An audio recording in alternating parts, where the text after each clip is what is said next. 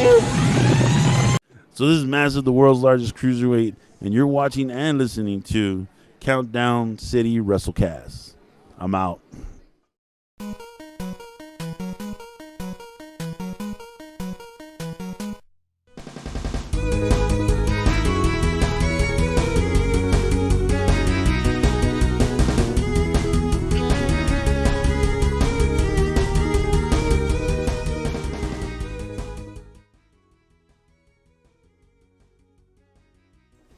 What's up, heels and baby faces? Welcome to another episode of the Countdown City WrestleCast.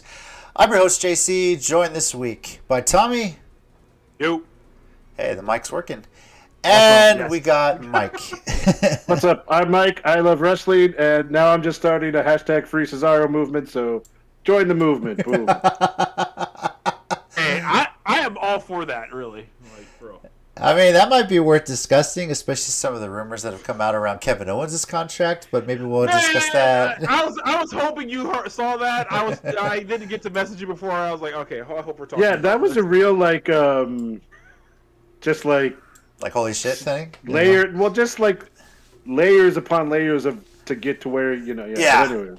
Yeah, there's a lot of speculation. Obviously, if you were watching the countdown, you saw what we're going to be discussing. We're going to be talking today all about AEW All Out, how great it was, if there was anything bad on it, where it ranks all time. There's a lot to talk about with it. We're also going to preview Ring of Honor, Death Before Dishonor. But first, it would be remiss if we did not discuss this. There's one of the all the crazy news seems to come out after we go live. But literally. Yeah, but this one was a bit scary for us, and unfortunately it ended the way we didn't want it to. Was the passing of Shannon Spruill, a.k.a. Daffney, wrestling legend by all accounts, mostly in WCW, which Mike has mentioned so much. He loves the old school WCW, and even though she was more of like a new school WCW, if you will. She kind of came in during the Nitro era, but still. Yeah. So she was one of the bright spots of its dying days. Like, if they had probably, I still think if they had built up more around the cruiserweights and like her, they probably might have still been around in some way, shape, or form. Yeah. So I wanted to at least just take this opportunity. I know Tommy shared a video about it. It is pretty tragic. It is. I mean, by now everyone's read the reports. I personally did not want to see the Instagram live that she did, or the Instagram story that had people concerned. But she's always been saying she wanted her brain studied for CTE. Unfortunately, it is something that can't be diagnosed until you're dead. And she's, I believe, if I'm not mistaken, she's had her brain being donated to, what's his face? Chris Nowinski. Who's doing a lot of research on that with pro wrestlers, and she's passed. She's gone. It's very tragic. There's a lot of outpouring of support that has come out. A lot of stories. I thought for us, because she came through Texas so much, especially San Antonio as a part of Anarchy Championship Wrestling. So a lot of us got to interact with her as fans, and she was there every month, every 2 weeks, it seemed, because ACW ran shows so often. They were pretty frequent. So a lot of the wrestlers we know have stories with her. Our friend Jesse, every time, bought a different 8x10 every time she was here. Took so many pictures. These guys have so many pictures. I have a few pictures with her. I can't get into my old MySpace account because it's probably where they are, to be honest with you. Although I got to look through some external hard drives I have to see if I can find them. But it's why I really haven't been able to post anything personal, because where the hell are my pictures with Daffney? But I'll start this off by saying one of the funny stories I had just from interacting with her is when she was doing her Sarah Palin gimmick in TNA. If you guys remember this. Yeah, of course. I almost forgot she did that. I remember that. So, she's doing the governor, the Sarah Palin thing. Obviously, Sarah Palin said famously, I can see Russia from my house, being that she was in Alaska. And Daphne and I were coming back and forth on impersonations, and I kind of told her, well, since you're in Florida, you should be like, I can see Cuba from my house, because you're in Florida. It's right there. So, but that was among other interactions. I mean, she was fun to watch in the ring. You could tell she was mentoring so many people. But that was a personal just thing that I remember the most about her. She was just fun. as a person outside the ring. She could be a hard ass, but when she's interacting with you, whether you're buying an 8x10 or not, she was always so nice to you. So, whoever wants to go first, if you have any memories or anything thoughts you want to share about Daffney, go right ahead.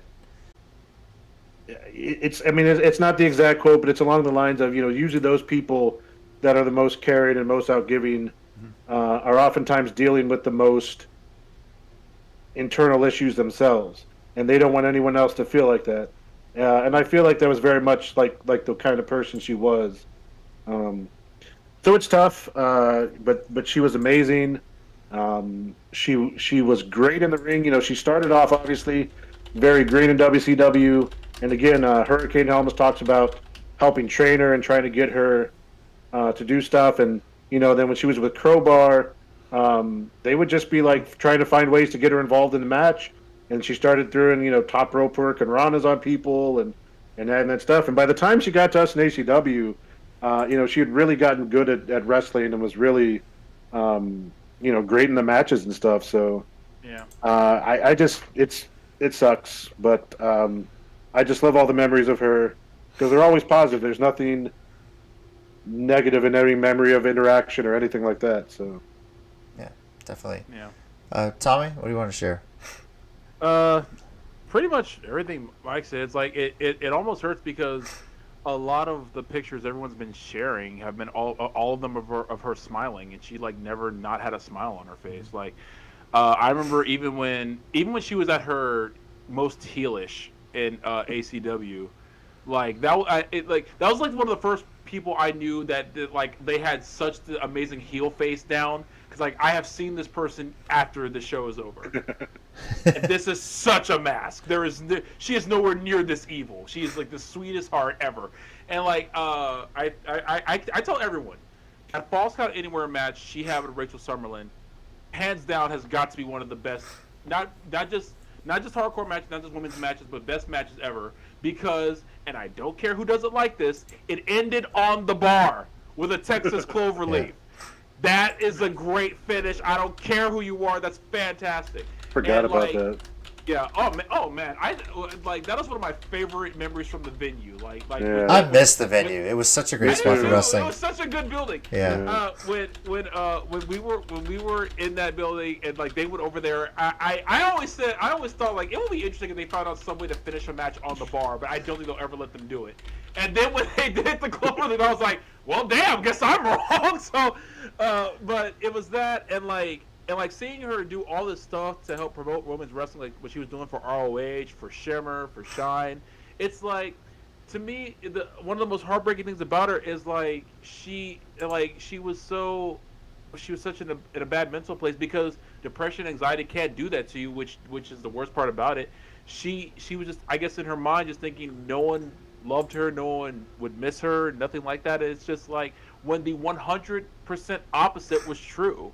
It's like even when they were doing the first Women of Honor tournament, all she did was sit ringside, and the show was that much more fun because she was sitting ringside, with her gigantic smile. Her smile was infectious. It's like you couldn't not smile if Daffney was smiling at you. That's why I get all the pictures I have with her. Like I even forgot that like two pictures I had, because one of them was her as Shark Girl, which I had to keep reminding myself was also her. Like I even made that joke to her. She said shh, and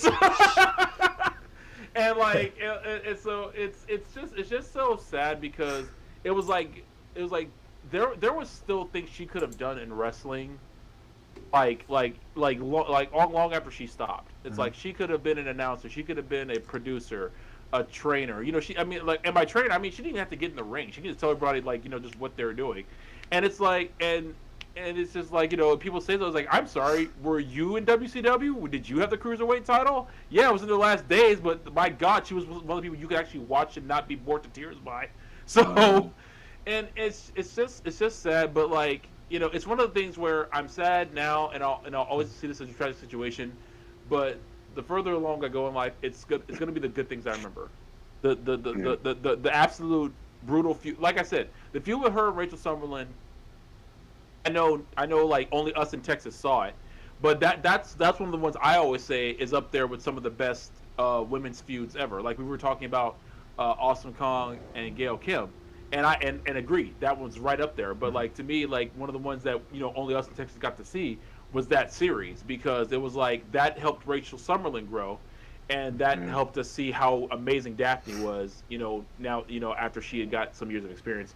A lot of the stories that came out, like Allison Kay, Steve Corino shared like just a heartbreaking tale about when they were in Japan, and it was just them hanging out. They would just have so much fun and things like that, and she was just such a sweetheart. It just I mean, like I said, depression, it's a terrible thing, and that kind of anxiety. That's why I tell people, forget what others tell you, get help. I don't care.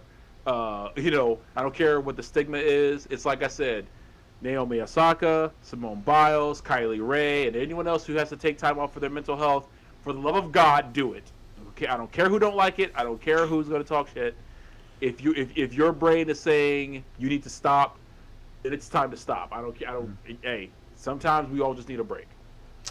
Oh yeah, you mentioned the Rachel Summerlin thing, and B Ninja, Brandon, John is saying their feud transition to Shimmer as well. Also, what? I forgot about that. Also mentioned that she did announce for Shine Wrestling for a bit. Some of his favorite memories. His first indie show actually had Daffney winning her first women's title at Queen of Queens. Oh, wow. ACW. Remember that? Mm-hmm. Also remembers her and Lady Poison teaming up against JT LaMotta. LaMotta. And her getting a push against Tara and wrestling Hamada's debut with TNA. So many great memories. But such a sweetheart. I mean, Nikki Cross has talked about it. We've seen the video come out where she's talked about how much she's helped Nikki Cross. Nikki Cross idolized her, showed her how to scream properly so she doesn't kill her voice. So Nikki Cross is doing that, and part of me really hopes Nikki kind of goes back to the gimmick she had before as Nikki Cross and not the superhero, because it'd be a great way for her to tribute Daffney, especially when you understand why she wore a corset. But if you ever want a story about why she is such a sweetheart, we don't mention Joey Ryan much on the show anymore for obvious reasons. But when all that stuff was going down about the Me Too movement, and he allegedly did a lot of things that have come out, and he's pretty much not going to be wrestling ever again, she's one of the few people that reached out to him to make sure he was okay. Just to make sure mentally he was there. And just checked on him to say, still loved him, still cared for him, still called him Mustache Man. And he shared that story on his Twitter, showing some text of the interaction he's had with Daffney and the utmost respect he's had. So, for a guy who's allegedly done so many bad things to women, for her to reach out still as a friend when no one else would, says a lot about her. And I think that's pretty admirable. I liked also Mick Foley talking her up so much, how all those hardcore spots she did when they had that feud between Mick and Abyss, and when Stevie Richards was involved in all that, and I had almost forgot how she took some sick bumps in that feud, man. She wasn't even officially part of the matches, but she went through it in those matches. That mixed tag Monsters Ball, she did, bro. Yeah. I think Taylor Wilde did post something about that too. Yeah. So. Yeah, unfortunately though, I think it was one of the injuries from one of those matches that pretty much ended her wrestling career. Yeah. She just never really. That's what sucks, but yeah. Yeah. So, rest in peace, Daffney. Thank you all. Thank you so much for all the memories. There's so many. I only wish you could have stuck around to see the wrap up of this ROH Women's Tournament, because my God, we're getting a final for the ages. We talk about Death Before Dishonor, and women's wrestling is growing by leaps and bounds in so many places, and it's pretty awesome to know that she was a part of it. But like I said, some people have shared the suicide hotline. If you're feeling depressed, get help. And to be honest, I don't know what she was going through, but we've seen so many stories about athletes who deal with CTE, what goes on in their minds, and I really hope that it's a disease that we can figure out and just be safer about it with concussions and everything like that. So, but rest in peace, and thank you so much for all the memories. So, we love you, Daffney. Thank you always. We hope you're at peace now. Yes, and enjoy all the wrestling that you are watching now, because there was some great stuff this past weekend. Yeah. Let's just jump right into it. this was the show of shows. This, hands down, is probably the best AEW show we've ever seen. We're talking about AEW All Out. It feels like the culmination of everything they've been working on the past 3 years. Yeah. Wow. After the show, they had to postpone Pac and Andrade due to travel issues. That's what they officially said. But that match is going to take place this Friday on Rampage, as I understand it. So, but they moved the Casino Battle Royal off the buy and into the main card. And I'm kind of glad they did, considering the way that went down. That might have been a better decision all along to begin with. Right. Once everything went down the battle, I was like, this might have been a blessing in disguise, guys. Yeah. There's a lot to discuss. There's a lot of surprises. I'll just go ahead and say it. By now, everybody knows who the surprises were. Minoru Suzuki, Ruby Soho, Adam Cole, Bebe, and Bryan Danielson all making their AEW debuts. We did put a poll after the show. Which one was your favorite surprise? One person replied, "Don't make me choose." But 55.6% of the votes went to Bryan Danielson. And everybody at least got one vote. So I have a feeling the Minoru Suzuki vote was Tommy. Can you confirm? I was a Suzuki vote because I popped harder for Noah than Suzuki. When I heard Kaze Ni no Ray start, I was like, no, they did not. I like what was that thing I sent y'all earlier? It said it's like they went to Moxley and said, who do you want to feud with? And he just said Japan. and we're all okay with that. Yeah. And someone with the group I'm in where I got the picture said, okay, now fly in Jun Akiyama so Eddie Kingston can fight him. And I said, please don't tease me like that. Don't do that to me, because I will actually walk to wherever that match happens and go into the building. B Ninja says Ruby Soho was his favorite surprise, and they went all out for that show, pun intended. Guys, what for you was the match of the night here? And there were a lot of great ones. Oh, you know what? I'll say the tag team match, but I refuse to be on the show and not talk about Kingston and Miro and Moxley and Kojima. I refuse, because for those being the openers, everyone else had a lot to follow, because both those guys were just physical battles. It was just like, holy hell. Everyone who complains that AEW has the same style, no, they don't, because those two opening matches were just straight, just hit you as hard as I can matches. So I love those. Yeah, and then on top of that, the women's title match, Statlander and Britt Baker. The title match was fantastic. Got a "This is awesome" chant out of the crowd. Mm-hmm. Like I said last week, Statlander is just quickly rising up my, favorite wrestlers. Like, she's really improved the way she uses her strength in certain spots, and just been real impressive. Even though she didn't get the win, and Britt Baker still won, just been really impressed with her. They have a lot of talented women, and if they can just get that momentum going and kind of, I don't know if the right word is to kind of promote them more, or just, I don't know the right word, but just kind of get it so it's a little more feature a little more prominently on TV. Yeah, I guess so. I think promote them more is the right way to phrase that. Like I think that's something like Tony Khan has mentioned that like he has dropped the ball on, and that's one of the things when I say AEW is not perfect is because that there's still stuff they have to work on. But once again, I must point out year 3. So yeah, no, definitely. Yeah, a lot of their early women's division was relying on a lot of Japanese talent. Obviously, that suffered with the pandemic, but they've gotten a lot of stateside talent. They've got a lot of talent coming in that they're building around. The Britt Baker. Big Swole Diamante was the headliner of AEW Dark tonight, so that's been heavily promoted. So. And it's getting there. It takes time, though. Yeah. So a lot of people's criticism was like they're still having the representation issue with AEW, which I agree with. But my thing is that like you can also support them when they are at certain level, and then they get elevated, because it's like okay, you want more Black, Hispanic, Asian representation and that kind of thing, and I get that. But For the women or for the whole thing? whole thing, I saw a lot of tweets. But my thing is Okay, but- go ahead. Go say finish it. your thought. but Yeah. Yeah. my thing is like for Big Swole. Okay, so how many are tweeting out that she's main eventing Dark? How many are tweeting out that it's a 2 out of 3 falls match? When Ricky Starks won the FTW belt, I don't care if it's unrecognized. Everyone knows that belt has always been unrecognized. That's half the fun of the damn title is the fact that it kind of almost means nothing, but it really kind of does at the same time. Yeah. Where were like how many of y'all were tweeting when Ricky Starks won that? How many are tweeting out, hey, Captain Sean Dean or Lee Johnson needs more airtime?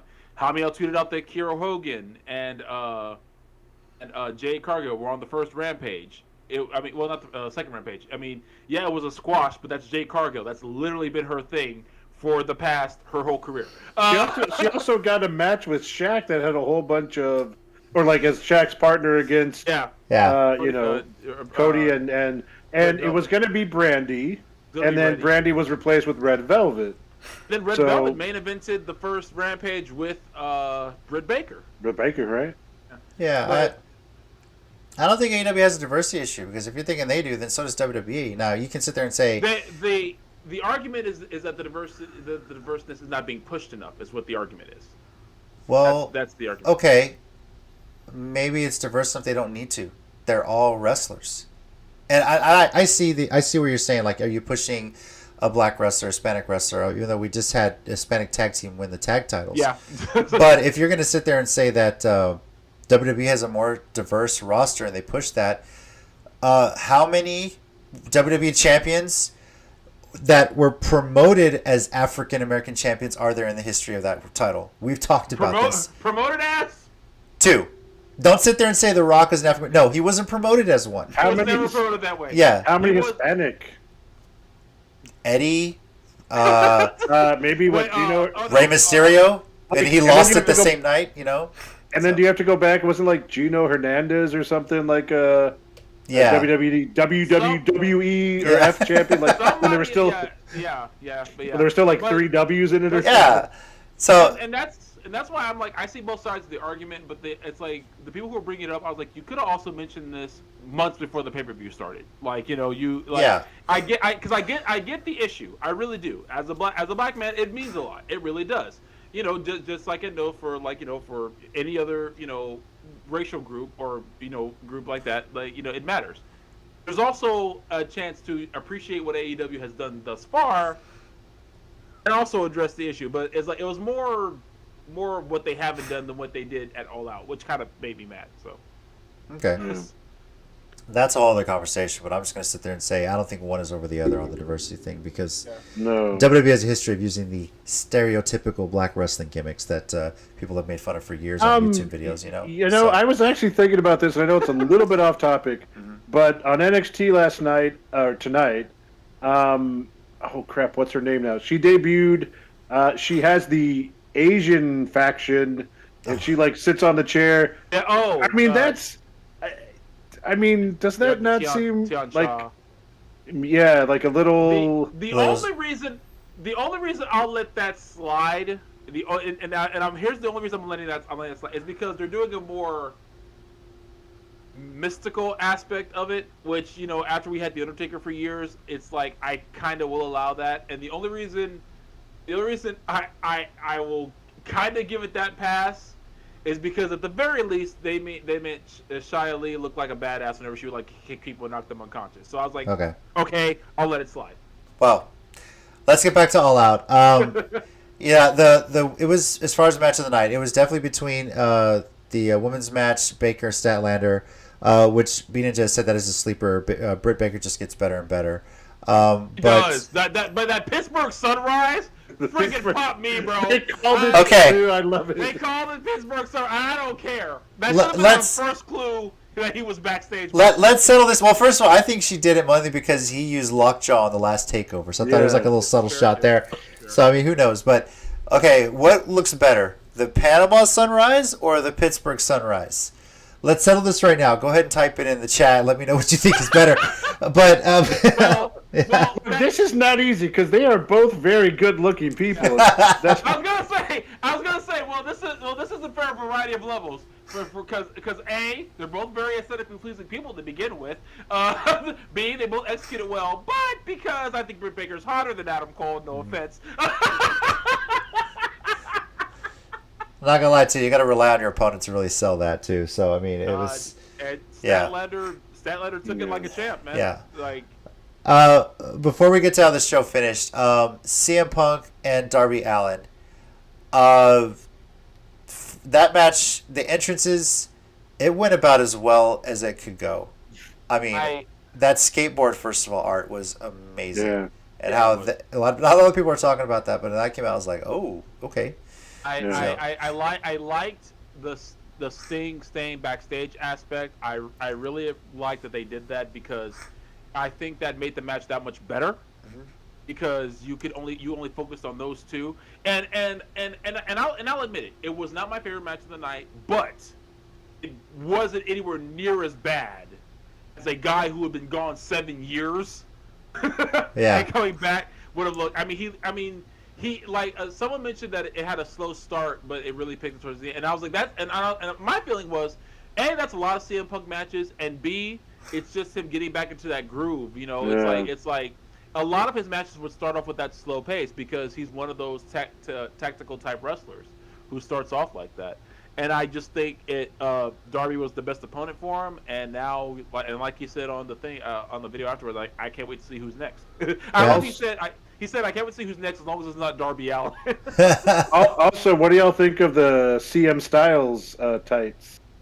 Yeah, I like them. It was definitely a change. It was definitely a change. It was a little weird to get used to. But I hopefully have also seen by now, they literally did the same start to the match as an old Bret Hart 1, 2, 3 kid match. Yep, I did see that. Yeah. That was really cool. Like Punk even got it down like, all right. All right, yeah. Like I was like, okay, that's pretty cool. Bina just says he would say the Panama-Pittsburgh Sunrise. Panama-Pittsburgh. I'm just saying, if there's ever a mixed tag match, they pull that shit off. That'd be crazy. PP Sunrise? No, that doesn't work. No. That sounds like something that you would find in. Good night, everybody. But, that's after a long night of drinking, you know. Yeah.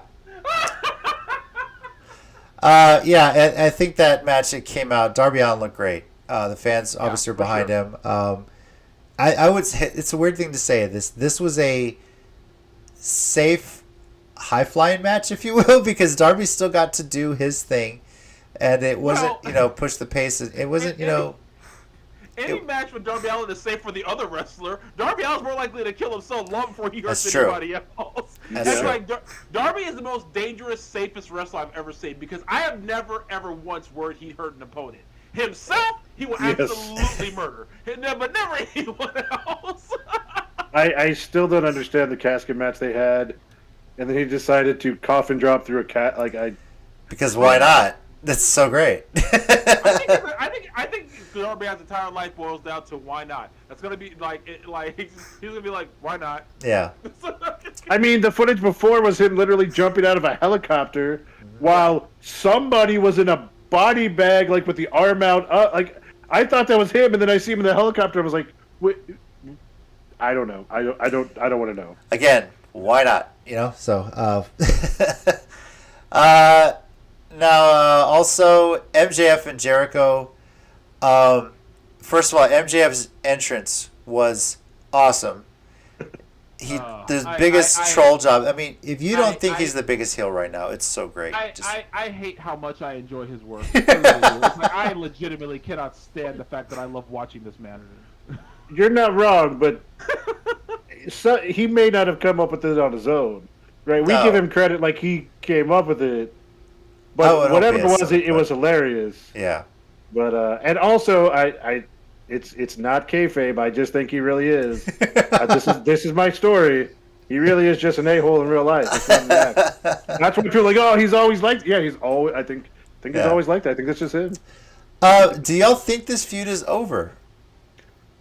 Based on the finish of the match, but no. Yeah. I kind of don't think so, only because I think the rest of the Pinnacle still and the Inner Circle still needs to fix things. Now. It may kind of be a lull between Jericho and MJF for the moment because I heard Jericho might be touring again. But then again, AEW runs on such a light schedule, I can't see that really affecting him that much. It's like It's not like WWE where if he has to tour or be with WWE, he can't do both. AEW, he absolutely can. So Yeah. See, I got to be honest though, I feel a little bit like it's really put both groups in kind of a holding pattern. Just because they're always battling each other, they can't really move up. And it's been going on for a while, and I get like historically there's some feuds that have always kind of come back to, but I feel like they haven't taken time to go to do other things before it comes back to those. I don't know.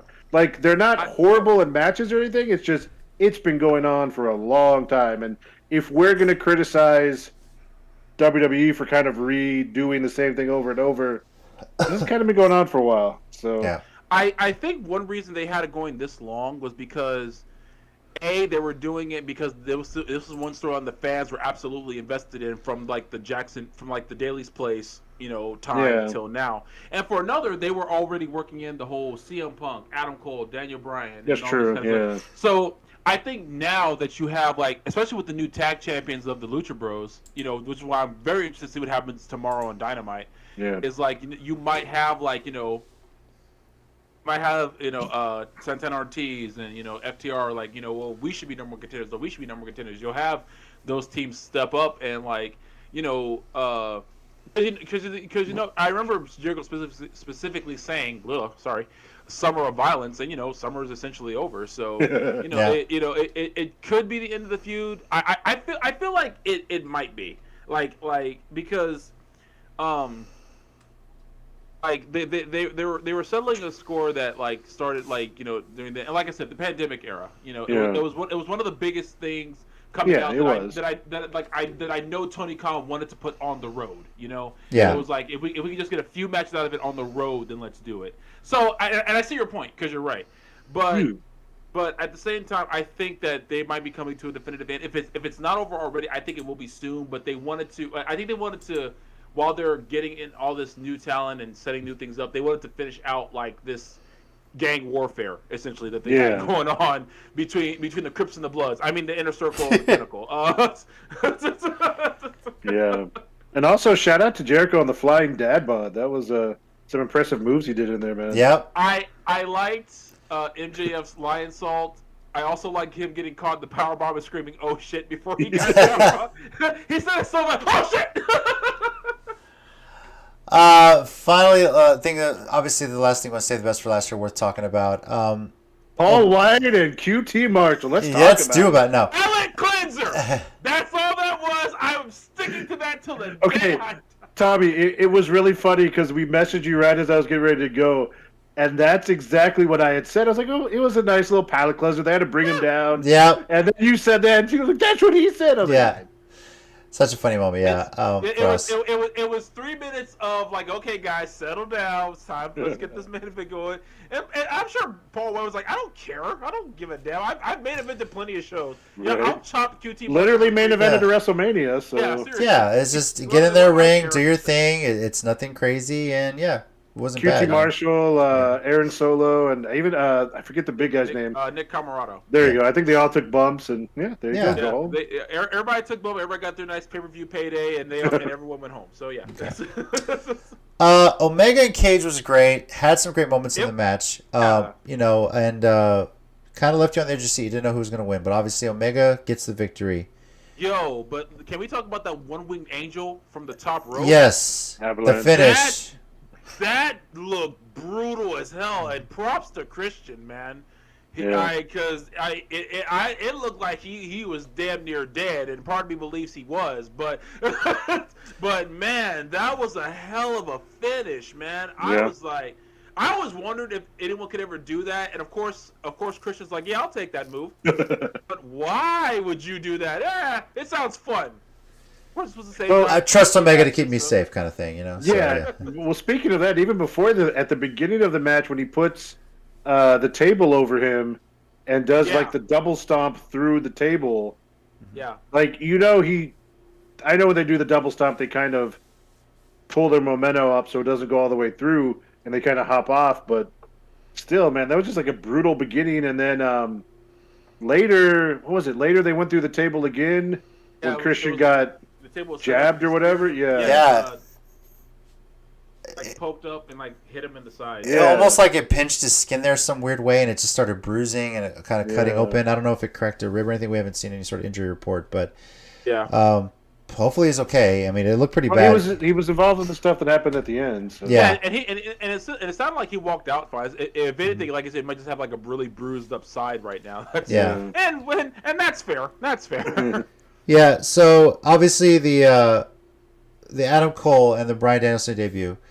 We were wondering, like, we haven't seen either one. It was up in the air if Adam Cole was even signed. I think the news about Bryan Danielson, we knew. That was out there. Everyone seemed to know that was going to happen that night. How well did they handle the double debut of both of these people? I have to give them props, man, because when you pull the first debut of Cole coming out acting like he was going to, attack the Young Bucks for poisoning him. Well, I mean, they did poison him. He was dead. I don't know what we're talking about. I mean, they had to resurrect him on BTE. Clearly, that's the only way. I haven't watched it, but I heard about this. Oh my god, I need to watch this. God, you have to watch it because he yelled Super Dragon, and I died for like 5 seconds. But like when he kicked Jungle Boy, which by the way, someone said it looks like that's the first shoot for Adam Cole, and I said, God, yes, let that happen now. Jungle Boy and Adam Cole, are you kidding me? That is what I want. And then when they did the whole United the Elite thing, and then of course Daniel Bryan comes out. It's just like, Hold on. Bryan Danielson. Let's just start saying it right. For those that try and tag him on Twitter, WWE at WWE Daniel Bryan is no more. It's done. No one uses it. It's at Bryan Danielson. We got to kind of get that back in the vernacular here. Yeah. Go ahead. Which is funny because I had to train myself for like 2 years to say Daniel Bryan, and then he goes and signs with someone else, and now I got to say Bryan Danielson all over again. Dude, you better not ever go back because I'm calling you Bryan Danielson from now on. So I do have a question though I didn't even think about it that night, and it popped up today. What's up? I guess 2 parts, but A, do you think Brie Bella was backstage? And B, can she use that name on AEW TV? No, I don't think they own him now? No, I don't think she was backstage because I think she was probably at home with the kids. But Tina has told me she thinks they own the trademark to the Bellas. Mainly because they have their brand, the Total Bella Show, which they are executive producers on. I don't know for sure. So that's what Tina seems. I think she read a report that says that. So it's possible. Would she just come out as Brie Danielson? She could. I mean, it's I remember from one of the interviews Danielson did right after the show. He said that Brie's pretty committed to WWE. Yeah. Like you said, and because I do respect both him and Cole for what they said. They said they didn't hate their time in WWE. They just felt like it was time to go. Yeah, they had some nice things to say, but it's interesting because there's been reports out there, and Nikki kind of confirmed they didn't even allow her backstage for SummerSlam, even though they wanted her to work. Yeah, but I don't know if it was a Cena thing. I mean, she was there. She was working autograph signings. She was doing stuff for the Access conventions, but they didn't let her hang around at SummerSlam. So I don't know. Here's how we know, though. If the Bellas show up on WWE TV with Randy Orton, they are AEW bound within 3 to 4 months, whenever their contract is. Randy Orton's the key. Yeah. Or if they enter a feud with Big E. Yeah, that could be a reason. Yeah. Very true. So many different ways to do that. So, I'm. Steady asked, did you hear the full speech after all that went off the air? Pretty epic. Yes, I did. I just heard it like a few hours ago, right before, not long before we came on. Yeah, people need to start understanding. Bryan Danielson, Daniel Bryan, 2 different characters. It's going to be a different type of promo set. It's going to be a different kind of ring work. We saw that in that little, kick into a German suplex. I can't remember the last time I've seen that. It was almost like WWE didn't allow him to do German suplexes because they were worried about his concussion issues. I believe it. Yeah. Although he did take them a lot from Brock in that one match, but other than that, I think and I'm not gonna knock WWE for wanting to keep Bryan safe. I'm not gonna knock them for that, but if he's healthy enough to go out there and do any match at all, then I feel like the German suplex is probably the thing they probably like. Yeah, apparently you're gonna do that at some point, bro. So, yeah, but Bryan Danielson is Daniel Bryan but unleashed. So I can't wait for this. And I also love real quick what he said in the media scrum is what they're calling it with Tony Khan afterwards, because they were kind of asking him about why he came here, and he was like, yeah, CM Punk came out a couple weeks ago and was like, oh, I want to come in here and help all these young guys, and I would have kicked their heads off. He's like, I want to fight them, and yeah. So I just thought that was really fun. I love that. Yeah. So how did we do on our picks? Well, Tina went 6-3, Mike and Tommy 7-2. And myself, I went 8-1. The only one I missed was taking the Young Bucks. Damn it. What did I get wrong again? I forgot. Let me see here. You got wrong. Let's see here. You took Eddie Kingston. Okay. Yeah, I always pick Eddie Kingston, so that makes sense. And was it the Battle Royal? Yes, the Battle Royal. I was the only one that had the Battle Royal. You said Amy Sakura. You seem to think she was going to show up. Yeah, I did say that. I did say that. Yeah. I missed Jericho MJF and the Women's Battle Royal also. Yeah. But okay, the Women's Battle Royal has like 21 people in it, man. And at the time we picked, we didn't know everybody who was going to be in it either, man. That's not true. And before we move on, let's talk. This Ruby Soho pop was like insane. I am so happy for her. That was cool. I am too, because like if you watch like some of the backstage stuff from that, and then if you like someone pointed this out, I think it was Aubrey. When they declare her the winner, she looks at Bryce Winsberg, hi Bryce, and hugs him, and I was like, I am going to cry at this. I do not feel like it today. I noticed it that night we were watching it. She won, and she was like, she's so excited. She hugged the ref. I was like, yeah, the ref was kind of hugging her back, like just laughing at the excitement too. So, but that's where Bryce Winsberg has probably known her since she started, because he's known like every indie Chikara Shimmer person since they started. And I was like, oh yeah, Bryce probably knows her. Yeah, and I know that she's gonna get the next shot at Britt Baker, DMD. But I kind of want to see. I want to see her in Thunder Rosa a lot more. Yes, I was just going to say fun. That was fun. I agree. That's what I remember watching when Tony and JR said, I'd love to see this in a traditional one-on-one match. I was like, yes. Yeah, for sure. Yep. Out of dude. Now on to our WrestleCast ratings for AEW All Out. I have a feeling I know where this is going. A 0 to 5. 5 being WrestleMania 17, 0 being December to Dismember. Tina gave her rating for this one. She gave it a 5. She said she would have given it a 7, but we only go up to 5 on this. And one of the best shows she's seen in a long time. So that's where she gave it. Mike, where are you going with this one? 5. Yeah. That's all I'm allowed? Yeah. Tommy, what about you? Honestly, I want to go... I was going to say, we have to start at 5. Damn it, well, 5. Mine was a 6, but yeah. 5, then... Sorry, Meltzer, we're limiting it to 5, okay? That's just the way it goes. We're going to go Billy Bob. 10! Yeah. 10! This was an easy thing. It's a 5 for me. It was the easiest 5 show we've ever done on this series. It really was. Oh my God, there was like no debate to have. This was a 5. I think this is the first time we've ever had a unanimous, a perfect rating for a show. And I'm going to put it this way. I know I say 5 being WrestleMania 17, 0 being December to Dismember. And let me just put it this way. After this show, I was thinking in my head, like more, after I was like just thinking about this, like literally the next day I'm folding my kids' clothes. I am watching the ending to All Out over and over again. I'm loading Fight TV and watching Punk versus Darby Allin and the tag team and the women's match and all that. And all I could think about was WrestleMania 17, Money in the Bank 2011. And when I got to WWE Network, I went back and watched, I think it was Bash at the Beach 96.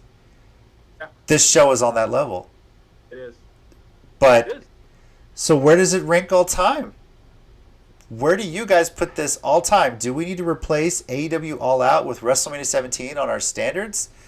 Or are we not quite at that point yet? Here's the thing. It hasn't even been a full week. Yeah. I think we need to give it some time to breathe. I agree with you. I think when it's all said and done, it's going to be at that level, and it may, and especially if all the people that debuted and a lot of the stars from this just continue to grow.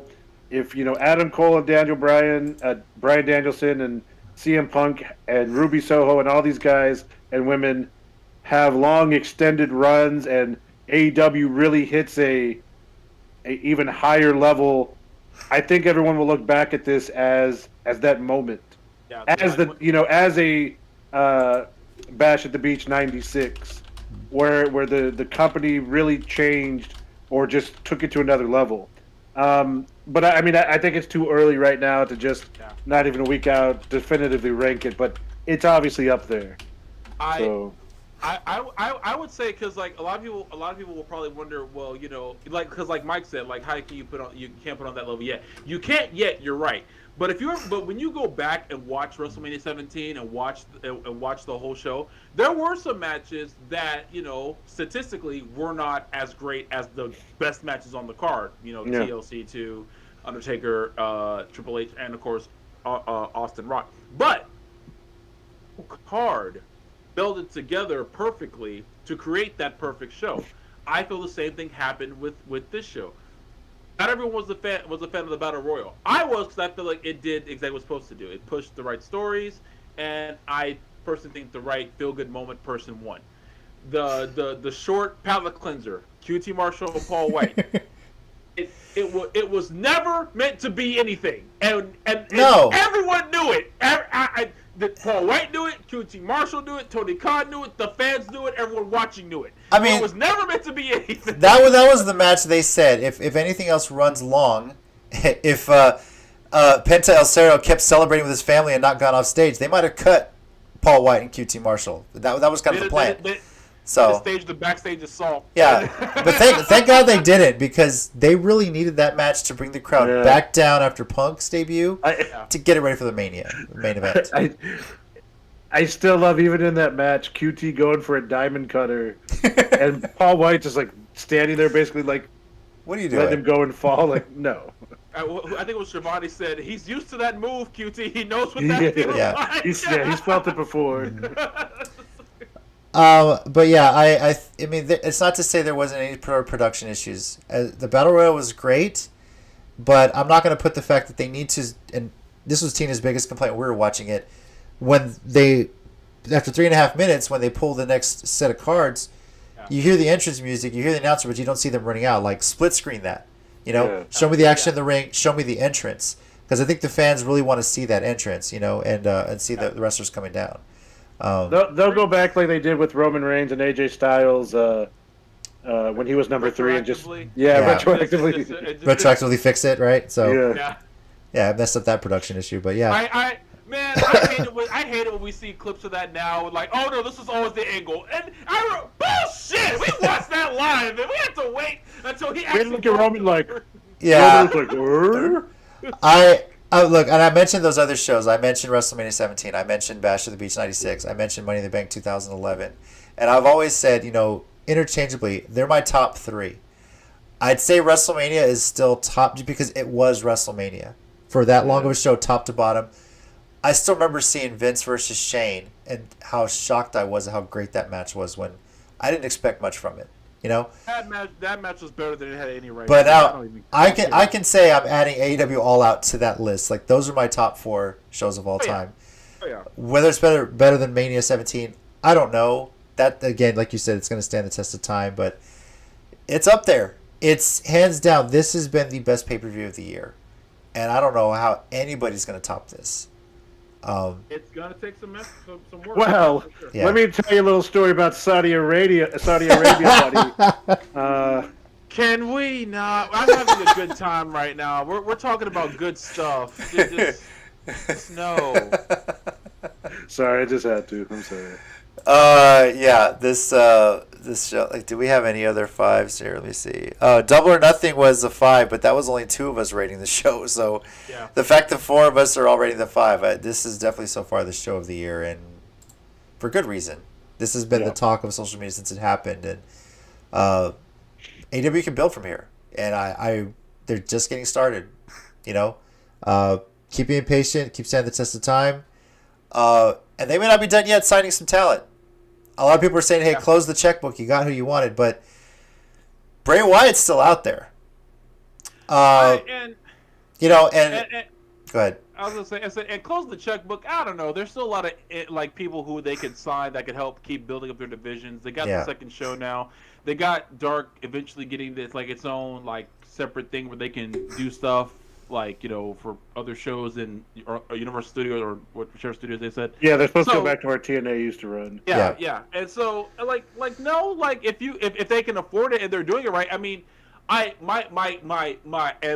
standard defense of how they do that is Fuego del Sol, because who gave a damn except people who had seen him in Texas before AEW just like him appearing on Dark over and over and over again. They built him up, and yeah, he doesn't, and he never won.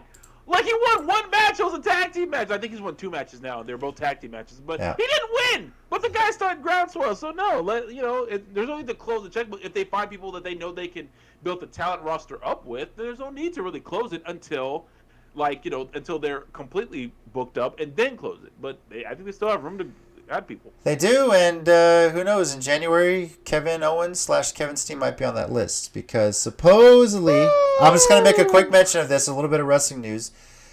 He signed a 5-year extension in 2018, but some reports are coming out that they reworked that deal before the pandemic started to where it's set to expire sometime late January 2022, before the Royal Rumble. So, who knows? Maybe they're going to renegotiate. Maybe Steen might just let it run out, do the Adam Cole thing. Who knows? But that's the latest rumor mill to get. The latest bit of talent coming out of potentially leaving WWE and going to AEW when their contract expires.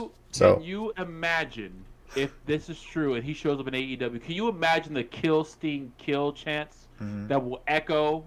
Especially in Chicago. Now I just need Steen and Moxley in a hardcore match, and just they would actually murder each other. Like I'm not even remotely kidding. Because go ahead. Because they were just trying to kill each other because like they both don't care about bleeding profusely. So yeah.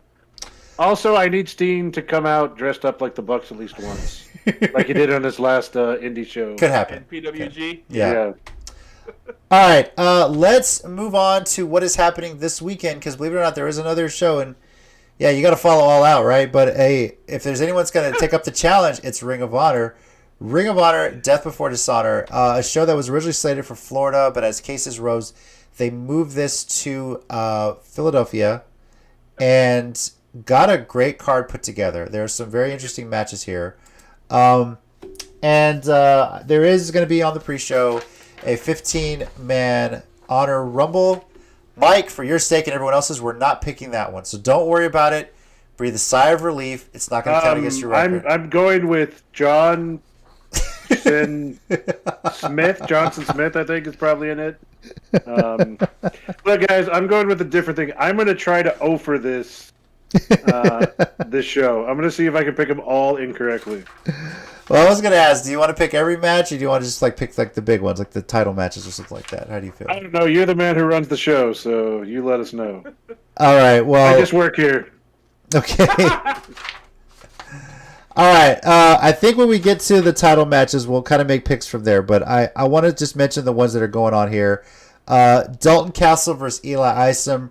Real quickly, who you got? We're not writing it down. I just want to know. I've got Dalton Castle. What do you got, Eli? Tom? Yeah.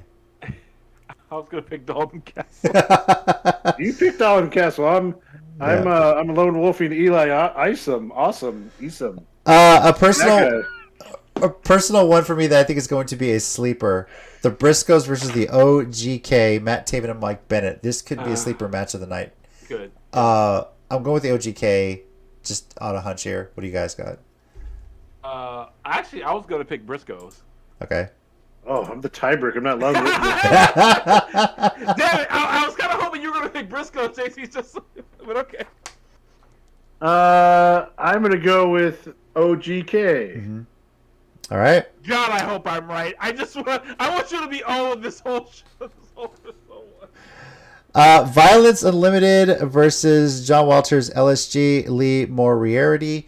I'm going to go with the team that actually has a name. I'm going with Violence Unlimited, Homicide, Chris Dickinson, and Tony Deppen. Go ahead, pick. Go ahead, Sorry. Mike. Whatever. The opponents have a man named Moriarty.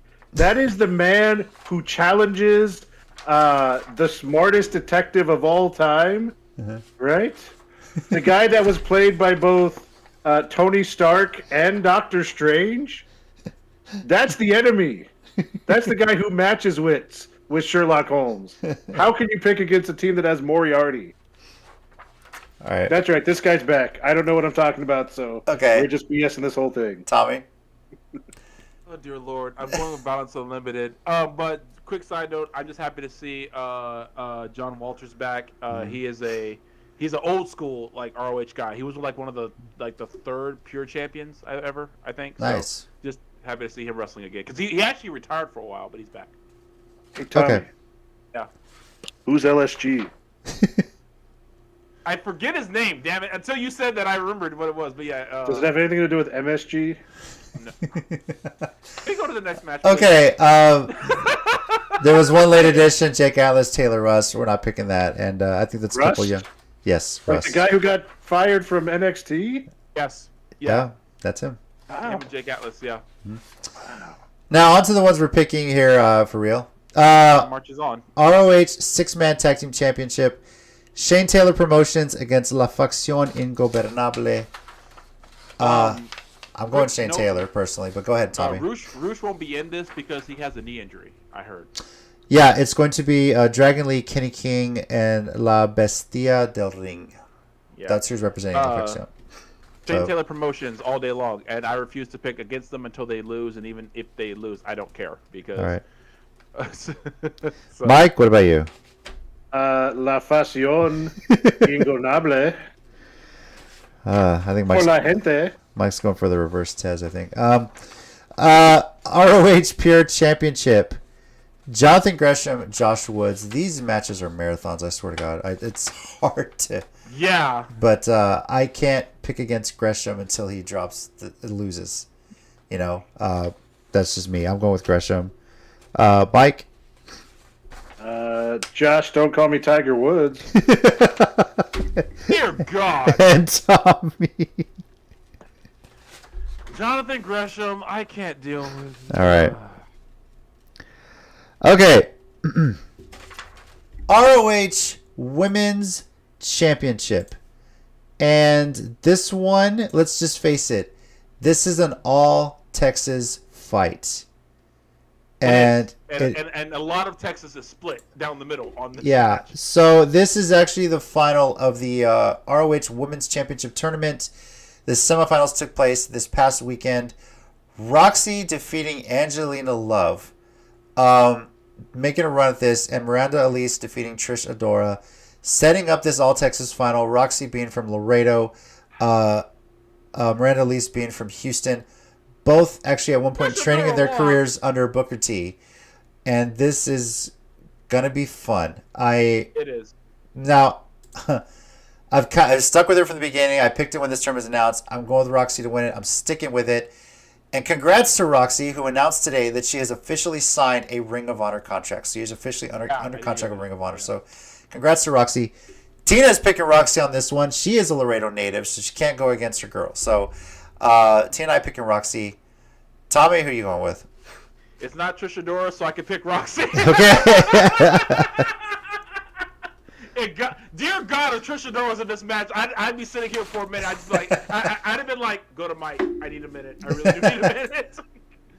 But before Mike picks who we know he's going to, I do want to give a shout out to both of them because they've been working really hard the past few years.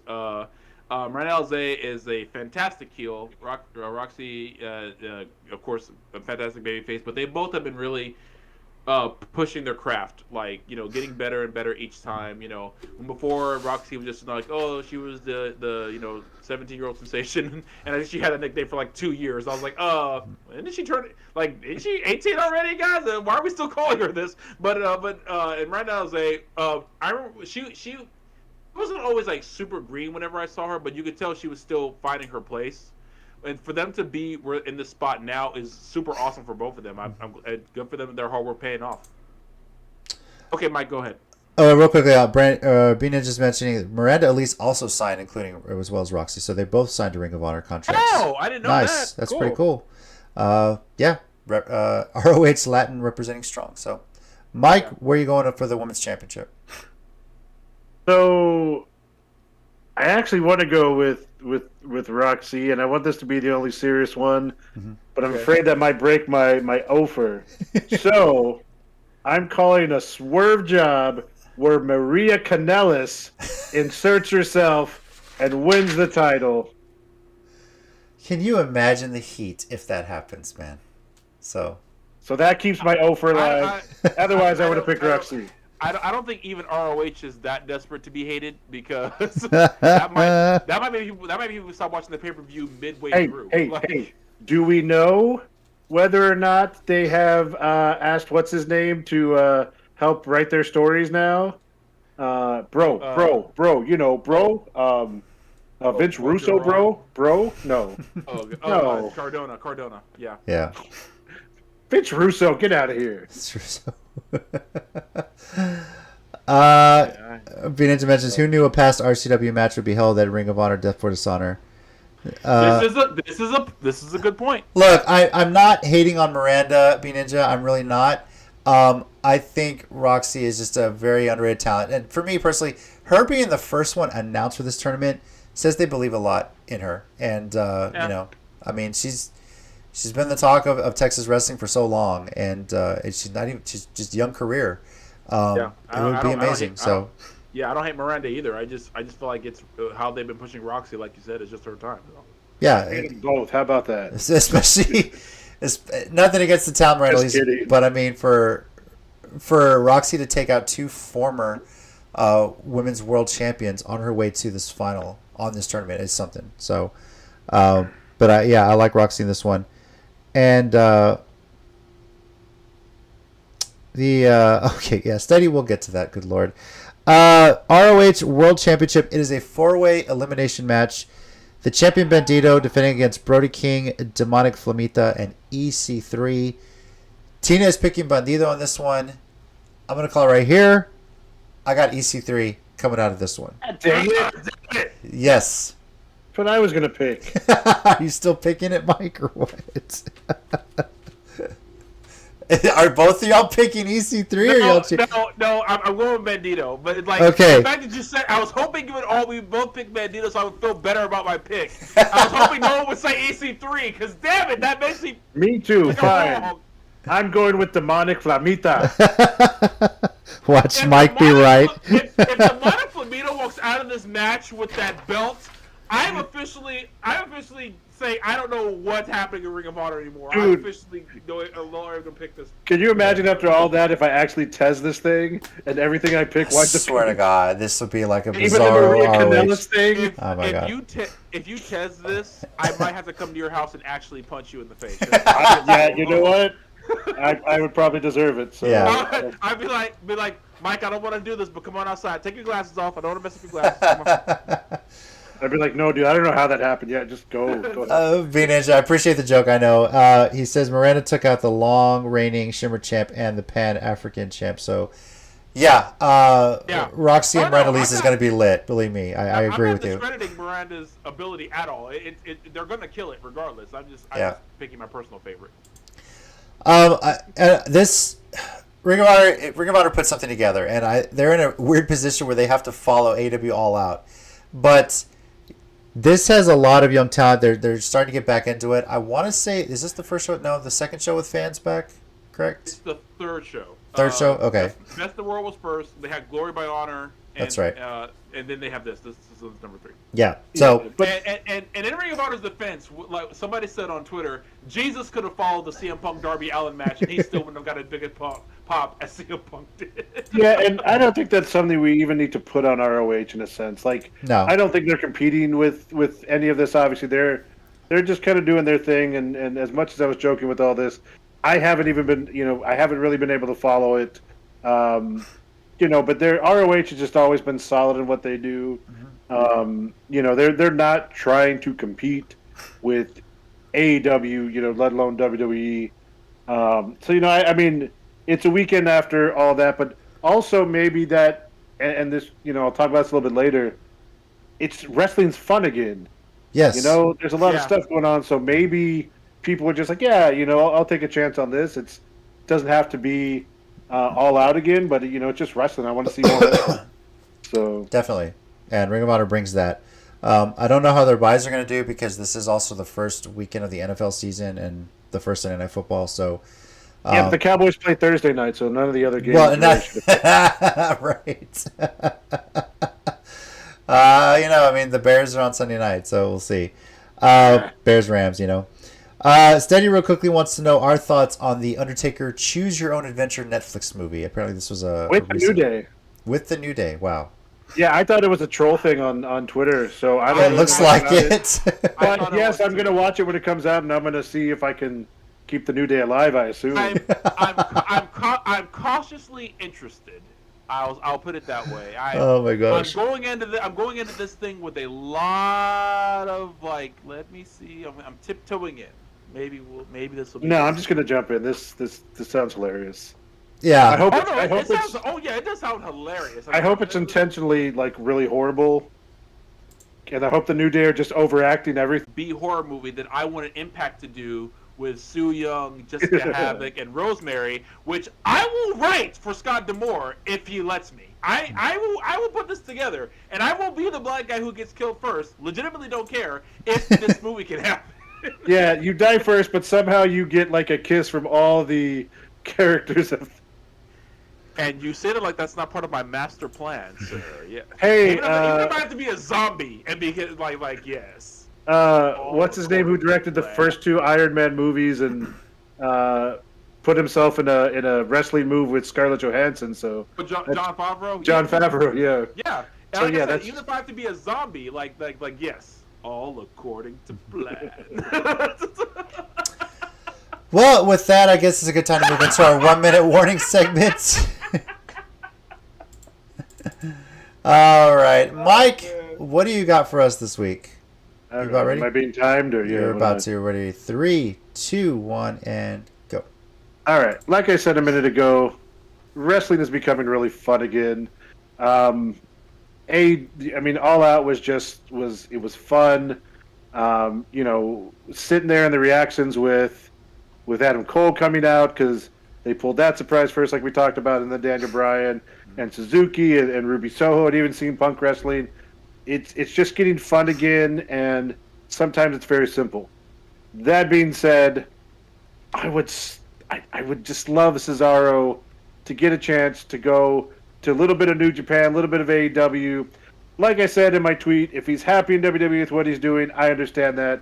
Then more power to him if you're happy. But he's so underappreciated, and the matches he could put on in New Japan and with some of these guys through AEW, I would just love to see that. So, free Cesaro. Hashtag free Cesaro as long as he wants that. If he's cool with it, then that's cool. All right. But I agree with you. Wrestling definitely is fun again. It's been a while. So, yeah. Tommy, you got something? All right. Ready, set, and go. Kind of the same line as Mike. Wrestling is fun again, and also it's for people I have a friend who said he's pretty much done with WWE now because after AEW he just loves what they're doing, and that's cool. Like what you want to like. I'm still indifferent to WWE right now. I keep an eye on them. I don't watch them nowhere near as fervently as I used to. But I also gotta bring up what Mick Foley said. WWE, you gotta change something. You gotta step your game up some kind of way because now young talent does not see a large incentive to go to WWE. But when they look at AEW, they see guys like Jungle Boy and Darby Allin, and Jungle Boy didn't even wrestle the main event, but he got to be out there to close the show. Darby Allin got to wrestle CM Punk. Britt Baker, probably one of their biggest success stories of how they, took a talent and helped build her up. And Chris Statlander too.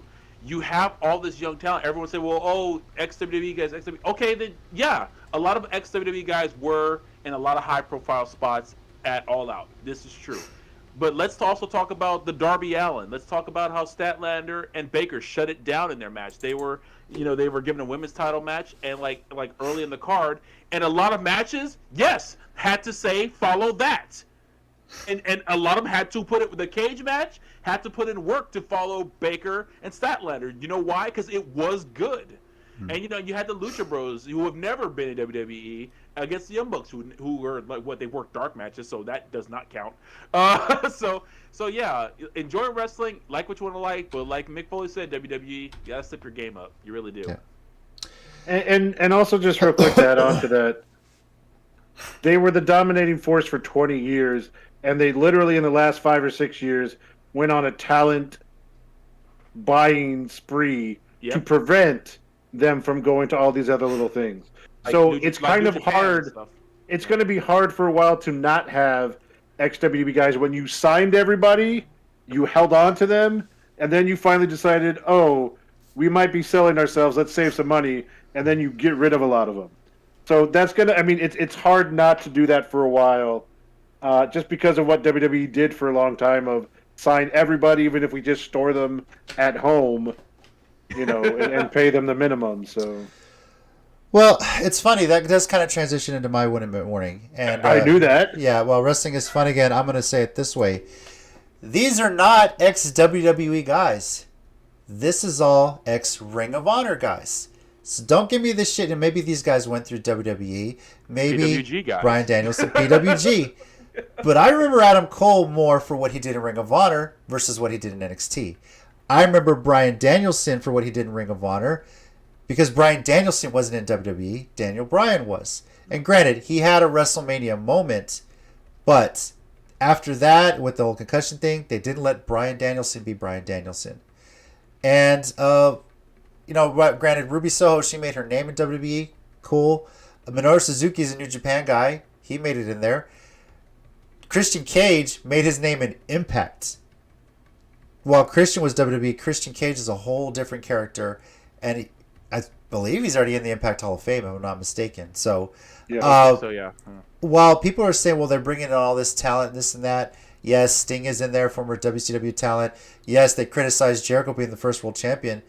I don't criticize Jericho being the first world champion. I think it was the perfect choice for that because they needed someone of that talent level to get the mainstream audience in. And 3 years later, it's working. If you go and look at the All Out card top to bottom, this is a lot. There's a lot of talent here that started with AEW that is making a name for themselves and doing their thing. Miro included, because now we get to see Miro be Miro because Rusev was sheltered so much. And yes, the Redeemer and the fact that his wife is saying, come home so you can get, redeem this, kind of thing. I cannot wait for CJ Perry to make an appearance in AEW on some level so that Miro can show off his flexible, hot wife. So many other things. AEW is fun. And you can like what you like, whatever. But let's be honest right now. It's the best wrestling in the world right now. Yes, better than WWE. So, congrats to AEW on a successful show. But you still got a lot of work to do. Yeah. Because you are just getting started. Now, one final note. I do want to ask this of Tommy. Yeah. How about your boy Jeff Cobb beating Kazuchika Okada in New Japan Pro Wrestling? Because I'm surprised Mike didn't bring it up. I didn't mention it. I wanted to be respectful. I was waiting for Mike to mention his 1 minute warning. He didn't, but I was being haven't seen the respectful, match yet, but I've heard it was really, really good. Let's be honest here, Tommy. This has got to be good for Jeff Cobb. So. Oh, yeah, of course it's good for Jeff Cobb. He beat the best in the world. Of course it's good for Jeff Cobb. The man sent me a cameo and told me to eat cake for him because he's also a big dude. And he was training legitimately to throw Okada around the ring. So I feel like I had a little bit of help in that victory. Can we end this show already? I don't want to do this. It's not fun anymore. I don't want Look, when you're the best in the world, eventually you got, when people beat you, it's a big deal. It doesn't mean that Okada's anything less than what he's ever been. I know. I just like him to win, damn it. I think it's the beginning of a long feud. And if this culminates in something at Wrestle Kingdom, my God, I can't wait to see it.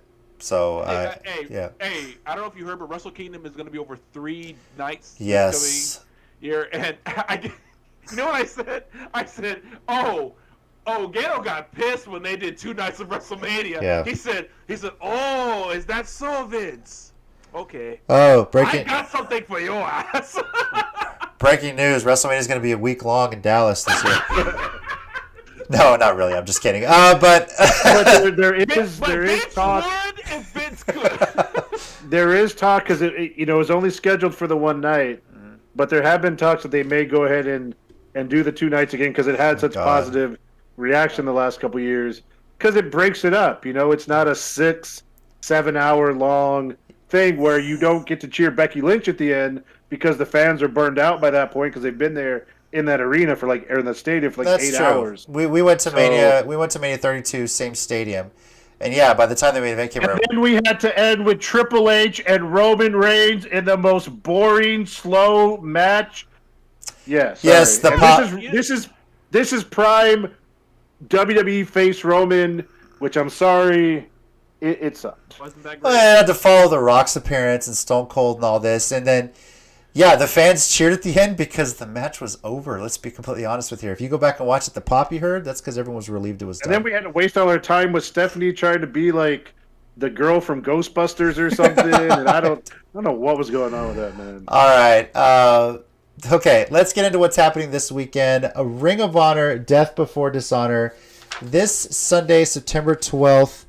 At 7 p.m. Central Time. They're going to have a pre-show. I think it starts at 6:30. I'm not sure. Just check. I believe it's going to be 6 o'clock. It's from the 2300 Arena in Philadelphia, Pennsylvania. How can you watch? It will be on Fight TV for $30. I believe it's going to be the same price on your standard pay-per-view provider as well. If you have an Honor Club membership, it will be $15. If you are an Honor Club VIP, then it is free. Honor Club, I believe, is only $9.99 a month. And if the Honor Club VIP is if you pay for the full year, $120. Now, I will say, if you are going to buy this, and I apologize if I mentioned, I had no idea that this happened, but Bleacher Report Live is no more. It's just strictly Bleacher Report. So if you didn't get to see All Out, it's actually available now on Fight TV. They're going to have that going forward as long as you're standard pay-per-view. So if you're going to buy a pay-per-view, I highly recommend watching it on Fight TV and buying it that way, because then you get it on demand for life. You can watch as many times as you want. If you buy it through your pay-per-view provider on your set-top box, your standard way, you get to watch it that one-time viewing, but then you got to pay if you want to watch it again. So definitely recommend watching it through Fight TV if you can. Definitely do it through Fight TV. It's worth rewatching. Yes. And now you can get Ring of Honor and AEW on Fight TV, which is pretty damn cool. So, but check it out, Ring of Honor, Death Before Dishonor this Sunday night. Going to be a great show. Next week, we are going to be recapping Death Before Dishonor and seeing what WWE puts together for Extreme Rules, which is the following weekend. And Is it wrong that I just kind of don't care? I have one thing I care about, and I'll talk about that next week because, yes, they've teased the demon thing, but I do and I don't want to see it back, and I'll tell you why next week. Okay. Have my thoughts on it. So, guys, AEW All Out, a fun show, a fun weekend, and for wrestling fans, it was the show we needed, especially after the passing of Daffney. Daffney, thank you for all the memories. Rest in peace. Know that wherever you are, watching us, watching whatever, watching Nikki Cross, you were loved by so many. Thank you for the influence you had on this business, on so many people, and on so many fans, because you were very important, and we do appreciate everything that you did. So we love you, Daff, always. We love you. This, like you guys said, wrestling is fun again. So thank you, everyone, for watching. Tune into us next week. Keep the conversation going at CCG_WrestleCast. We do appreciate you being a part of the show. So down here, we got Tommy. Yes, guys. We got Mike. Thanks, guys. As always, be good to each other. And I'm JC. And as always, heels and baby faces, remember, pro wrestling is real. People are fake. Y'all be safe. We'll see you next time. Bye.